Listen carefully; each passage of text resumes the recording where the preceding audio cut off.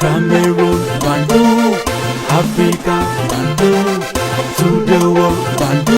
L'armée russe, sur tous les compartiments, est supérieure à l'armée ukrainienne. Supérieure, nettement supérieure. Mais quand il dit l'armée ukrainienne, est-ce que ça existe même? L'armée des pays européens, de l'OTAN, la Russie est largement supérieure. Quand vous voyez la guerre, c'est-à-dire que la guerre farouche, que les Occidentaux mènent contre la Russie en Ukraine, et que la Russie continue à résister jusqu'à capturer les villes, capturer les soldats ukrainiens, récupérer le terrain, vous vous dites, mais attention, ça veut dire quoi? Ça veut dire tout simplement que les Européens sont trop dans le bavardage et que la réalité, ce n'est pas leur dada. Et la communication mensongère, tout le temps, tout le temps. Salut les amis, bienvenue ici, votre humble serviteur, l'homme le plus noir de la terre et fier de l'être. Appelez-moi Sa Majesté, sénateur Cletus Lunzi. Être supérieur, c'est dans les airs.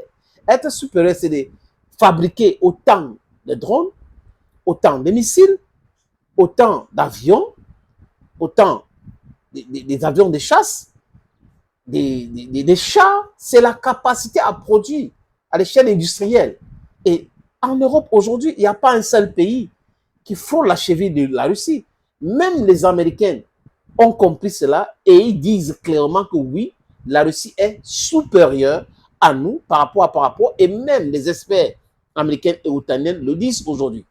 Regardez ces images qui montrent cette Russie à l'offensive tous azimuts en matière de bras de fer nucléaire, en matière terrestre. Ces images sont vertigineuses. On est là dans cette région de Mir-Norad. Dites-nous un mot de ça, s'il vous plaît. Samantha de Bender nous avait rejoint. Cette région qui, alors là, on voit la destruction. On découvre à chaque fois de nouvelles villes. Il y a la ville de Toretsk, la ville de Pokrovsk, et maintenant cette ville de Mir-Norad qui est une ville fantôme. Alors Mir-Norad, elle est juste à côté de Pokrovsk en fait. Donc, et les deux villes ont été attaquées et assiégées en même temps depuis plus d'1 an maintenant.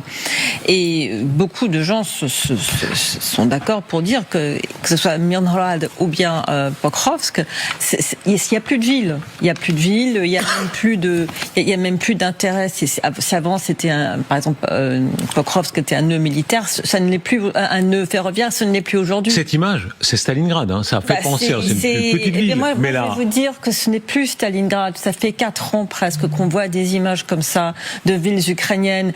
Malheureusement, ces villes ukrainiennes sont en train de créer une nouvelle norme de la destruction et de l'horreur de villes détruites et de vies civiles surtout perdues. Benoît Billon, vous avez rejoint, vous êtes historien militaire. Votre regard sur ces images-là qui en disent tellement sur le rouleau compresseur russe qui a continué à avancer. Oui, la zone urbaine est devenue la principale zone de défense en fait pour les Ukrainiens parce qu'on le voit hein, sur les bâtiments, on voit que malgré les bombardements, toutes ces structures sont des bâtiments de l'époque soviétique, sont encore debout parce que ce sont des bâtiments qui ont été construits de manière extrêmement solide. Une bonne partie d'entre eux ont des souterrains qui ont été conçus pour servir d'abri anti-aérien. Les blocs, les fameux blocs soviétiques. Ce sont les blocs. Et donc ce sont des forteresses. Ça a été fait pour plutôt résister à des bombardements aériens, mais de fait, ce sont des forteresses. Et donc les Ukrainiens s'y accrochent. L'avantage en plus de ces zones urbaines, c'est que comme il y a des souterrains et des bâtiments, on peut s'y mettre à l'abri de l'observation des drones.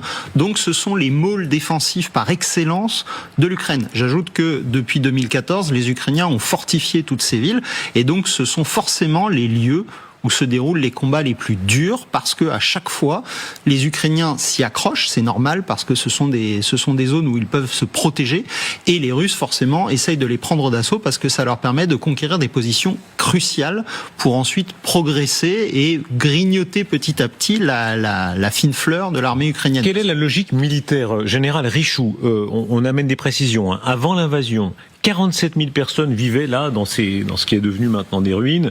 Aujourd'hui, il reste des ruines et effectivement quelques familles visiblement qui tentent de survivre là. Il n'y a plus ni électricité, ni eau courante, ni chauffage. Et dans bien des cas, ça reste comme ça des mois avant que...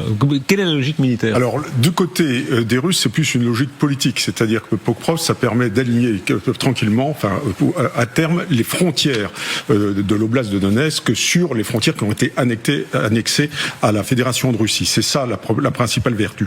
Mais côté ukrainien, il n'y a pas meilleur terrain défensif que le combat en localité et le combat urbain. Véritablement, c'est là que l'on peut arrêter avec des forces notablement inférieures, une force supérieure en nombre, en munitions, en logistique, etc. Donc c'est là-dedans que chaque ruine fait une fortification supplémentaire finalement. Et donc ce sont des môles défensifs. C'est ce qu'il y a de plus facile à défendre lorsqu'on est en infériorité à la fois numérique, militaire, etc. Donc effectivement, le combat urbain, il est connu pour ça. On s'y accroche parce que le combat urbain, c'est ce qui permet effectivement de compenser ce qu'on appelle le combat dissymétrique, c'est-à-dire des armées de type semblable, mais il y en a une qui est plus forte que l'autre. Là, il y a un combat dissymétrique, l'armée russe est plus forte, mais clairement, les Ukrainiens compensent cette infériorité en s'accrochant aux localités. C'est assez extraordinaire d'avoir des images de Myrnorad parce que c'est la ville qui est dans la poche en fait. Pokrovsk, on peut encore entrer et sortir par le nord-ouest notamment. Myrnorad, il n'y a plus aucun mouvement possible. On estime qu'il y a plusieurs centaines de soldats ukrainiens qui sont sans doute pris au piège. Peut-être encore quelques civils qui vivent dans les caves depuis des mois et des mois, puisque cette offensive sur ces deux forteresses du Donbass dure depuis plus de 18 mois maintenant. Ça fait 18 mois que les Russes essaient de les conquérir. Et le problème pour les Ukrainiens, c'est qu'une fois que ces villes tomberont entièrement aux mains des Russes, ce n'est pas encore le cas. Les images qu'on voit là sont des images de la Navy ukrainienne d'ailleurs, ce sont des soldats ukrainiens qui ont pu les filmer par drone. Ensuite, il n'y a plus de villes importantes jusqu'aux frontières de l'oblast de Donetsk, ce qui fait que la progression des Russes ensuite pourrait être assez rapide. On voit aussi qu'il y a beaucoup de fumée, il y a sans doute beaucoup de brouillard. Il y a eu du brouillard ces derniers jours et les forces russes en ont profité. Le brouillard, ça permet un emploi beaucoup plus difficile des drones, donc les Russes en ont profité pour s'infiltrer encore plus en profondeur, à la fois dans Myrnorad qu'on voit là et dans Pokrovsk. Quelle est la capacité de frappe des Russes encore aujourd'hui? Parce que tout ça est suivi des armées occidentales, on en parlait tout à l'heure, c'est-à-dire que les Occidentaux regardent ça en se disant... Comment est-ce que nous allons nous prémunir nous-mêmes? Il n'est plus seulement question ici de l'Ukraine. Regardez, cette séquence très impressionnante des bombardements sur toujours cette ville de Myrnorad. On va voir maintenant, et vous allez nous dire quelles sont les armes russes qui sont employées en l'occurrence. Regardez. Voilà, ici, général... Moi là, je vois, il y a soit un missile, soit une bombe planante. Donc ce sont pas des missiles Shahed, ça c'est employé dans la profondeur pour tout ce qui est opératif ou stratégique. Les FAB 3000, qu'est-ce que c'est les FAB 3000 ? Alors c'est des TAP 3000. Les FAB 3000, c'est ça ? Ce sont alors FAB, c'est l'acronyme qui désigne en fait les bombes aériennes guidées. Planant. Moi, je ne connais pas l'acronyme, effectivement. 3000, c'est pour la charge. Donc, 3000, c'est 3 tonnes. C'est le poids. Là, c'est clairement pas une arme de 3 tonnes. C'est une arme plus légère, plus petite. Mais c'est des bombes de 250 ou 500 kilos en général.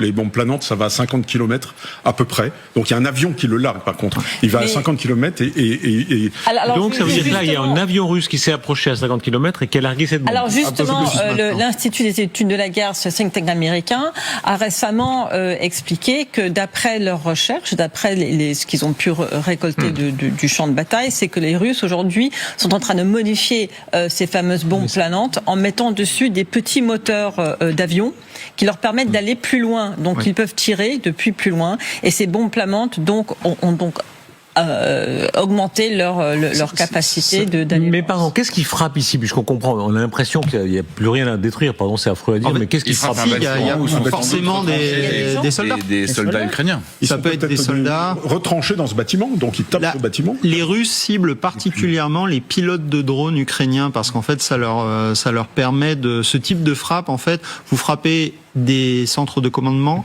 vous frappez soit des positions défensives extrêmement dures à prendre d'assaut, ou aussi les Russes ciblent systématiquement les pilotes de drones ukrainiens, parce qu'en fait, si vous tuez les pilotes, les drones ne peuvent plus cibler les soldats russes, et donc ça leur permet de progresser. Donc en fait, il y a une combinaison, vous parliez de la puissance de feu des Russes, entre les drones, l'artillerie et l'aviation, qui est utilisé de manière conjointe pour progresser ensuite. Expliquez-nous ce qui se passe. C'est-à-dire, on a d'un côté l'OTAN, c'est l'alliance militaire la plus puissante de l'histoire, la plus riche aussi. C'est le PIB. Le PIB cumulé de l'OTAN est colossal. 1500 milliards de dollars à peu près, dont 1000 qui viennent des Américains. Donc vous voyez Le budget militaire.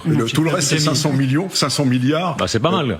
C'est pas mal, mais c'est quand même 32 pays. Il y en a un qui fait 1000 milliards de dollars et l'autre qui fait les 500 milliards restants. D'accord, mais les Russes, c'est quel pays, combien de milliards? 300, ils en sont à 125 milliards, me semble-t-il. Alors comment expliquez, aidez-nous à comprendre. Il y a un problème de parité de pouvoir d'achat. Ils payent ça en roubles, etc.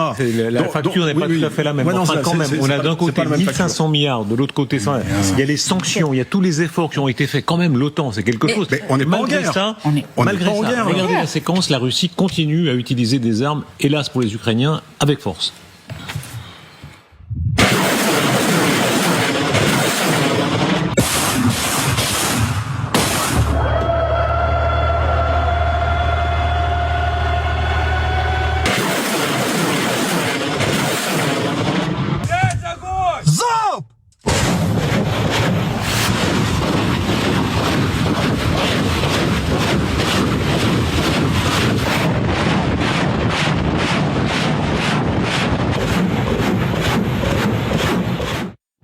Cette image est terrible. Moi, je suis nul en armement, mais les orgues de Staline dans tous les documentaires sur la Seconde Guerre mondiale, c'est la même chose. Ça n'a pas vraiment évolué. C'est le successeur, ça s'appelle un BM-21, c'est le successeur direct des orgues de Staline. C'est une arme de saturation de zone. C'est-à-dire qu'en fait, vous tirez ces roquettes-là pour saturer une superficie qui peut faire en général, on mesure en terrain de football pour faire des analogies. Et expliquez-nous pourquoi l'OTAN n'arrive pas à aider les Ukrainiens à détruire ça. Parce que c'est une arme qui paraît tellement primitive. Parce qu'on mais c'est politique, c'est politique, Darius, parce que l'OTAN se dit que si nous aidons trop l'Ukraine, Poutine va nous balancer un missile nucléaire soit sur l'Ukraine, soit sur un pays européen. Et comme Poutine n'arrête pas de le menacer, eh bien, les pays de l'OTAN hésitent à cause de ça. C'est le problème depuis le premier jour. Depuis le premier jour, l'OTAN avait deux choix face à l'Ukraine. Et ça, je vais dire quelque chose qui va peut-être choquer les téléspectateurs. C'était soit dire, bon, finalement, on laisse aux mains des Russes, soit on aide, mais on aide comme il faut. Ce que l'OTAN a fait en aidant au compte-gouttes, juste assez pour que l'Ukraine tienne, sans la moindre stratégie, sans vraiment savoir quel était le but final recherché, eh bien, le résultat, c'est ce qu'on voit aujourd'hui, 4 ans après presque l'invasion. Cette image est impressionnante, je vais vous la commenter, effectivement, là. Ces orgues de Staline, qui est ce qu'il y a de plus basique dans l'armée russe, mais l'OTAN, qui est le premier ensemble militaire de tous les temps, et du monde, n'arrive pas à aider les Ukrainiens à lutter contre ça. Ici. Oui, mais d'abord parce que ce sont pas des batteries qui sont fixes. Donc elles tirent et après elles s'en vont. Donc ça veut dire que si vous n'avez pas vous-même une force de riposte suffisamment proche pour pouvoir frapper presque aussitôt avant qu'ils aient le temps de partir, il est trop tard. Or, comme vous le savez, les Européens n'ont pas voulu.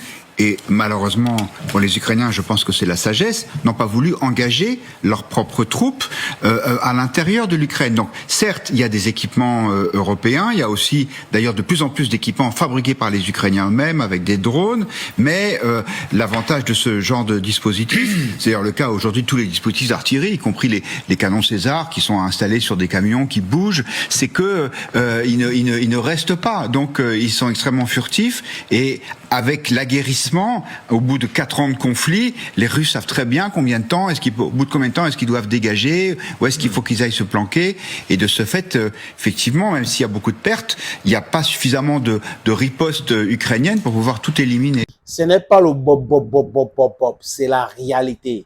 Quand on est fort, on est fort. Quand on est pragmatique, on est pragmatique.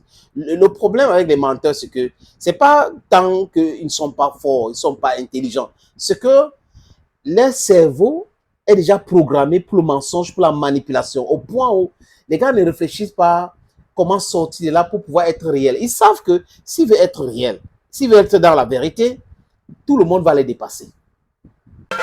Cameroun, Bandung, Africa, Bandung.